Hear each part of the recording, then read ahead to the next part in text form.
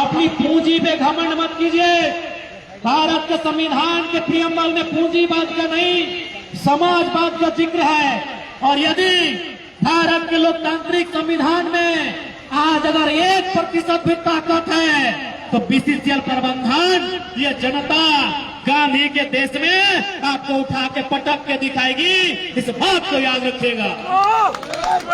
यदि भारत के संविधान में यदि शोषित वंचितों के पक्ष में 1% भी आज जान बची है तो ये शोषित वंचित लोग बीसीसीएल रहे चाहे कोई प्रबंधन रहे, अपना हक अपना अधिकार लेने का भी मादा रखती है। आज मैं बीसीसीएल प्रबंधन को ये चेताना चाहूंगा। मैं सबसे पहले बीसीसीएल प्रबंधन को साफ साफ कहूंगा कि आप कम से कम जो भूमि अधिग्रहण का नियम है, भूमि अधिग्रहण का जो नियम है, चाहे बीसीसीएल रहे या टाटा यूनिट रहे जमाडोबा, भूमि अधिग्रहण का जो नियम है कि यदि आप भूमि अधिग्रहण करते हैं तो आपको आरआर पॉलिसी के अंतर्गत, लैंड एजुकेशन एक्ट के अंतर्गत जो रैयत को सुविधा मिलनी चाहिए वो सुविधाएं आपको देनी होगी। सबसे पहले जो सड़क जिसको आप लगातार क्षतिग्रस्त कर रहे हैं, इस सड़क को इतनी पक्की बनाइए कि जहाज टाण के लोग उसमें आवागमन कर सके। तमाम जो उद्योग कंपनियां होती हैं वो सीएसआर के माध्यम से उस क्षेत्र में डेवलपमेंट का काम करती हैं।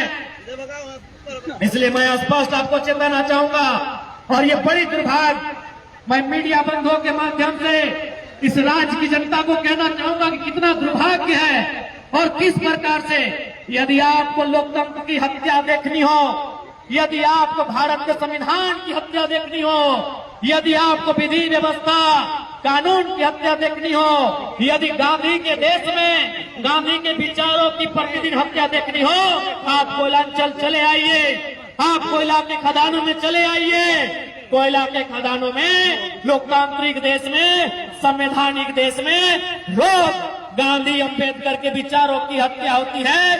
जब किसी ने कहा है, जब धनबाद के उपायुक्त ने कहा है, उन्होंने 33 करोड़ रुपए यहाँ के रैयतों को आवंटन करने के लिए दे दिया है, तो फिर अड़चन क्यों आ रही है, ये बीसीसीएल प्रबंधन बताने का काम करेगी। और मेरे हिसाब से 33 करोड़ का रकम भी रैयतों के लिए मामूली है। रैयत जिनकी जमीन में कोयला है, रैयत जो इस मिट्टी में कई हजार सालों से रहते हैं, सीते हैं, खाते हैं, कमाते हैं और इसी मिट्टी में मर के चले जाते हैं, उनके लिए आपने 33 करोड़ का जो आवंटन का घोषणा किया है, उस घोषणा को भी पूरा नहीं किया जा रहा है। तो कैसे नहीं माने कि लोकतांत्रिक भारत में, गांधी के अंबेडकर के भारत में उनके विचारों की हत्या रोज की जा रही है, ये क्यों नहीं माने।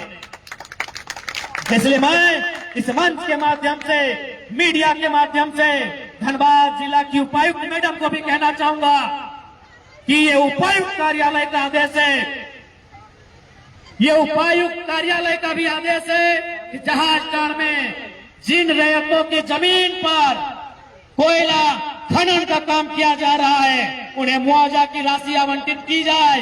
लेकिन अभी तक ये राशि आवंटित क्यों नहीं हुई, ये सवाल का उत्तर आपको देना होगा। यदि अभी देते हैं तो ठीक है, नहीं तो अगले विधानसभा में आपको इस सवाल का उत्तर देना होगा कि अभी तक मुआवजा की राशि का आवंटन कैसे नहीं हुआ। और मैं यहाँ के अंचल अधिकारी से भी कहना चाहूंगा कि जो मुआवजा का प्रक्रिया है, उस प्रक्रिया में जो बार बार आप दांव पेच खेलते हैं, कागज दिखाइए, वंशावली दिखाइए, ये ड्रामा बंद कीजिए। ये हमारे पूर्वजों की धरती है। आप यहाँ की भोली भाली जनता को कागज पत्र के नाम में उलझाने का काम नहीं करें। मैं ये संदेश स्थानीय अंचल अधिकारी से को देना चाहूंगा। ये भूखे लोग हैं, आज सवाल निवालों का है।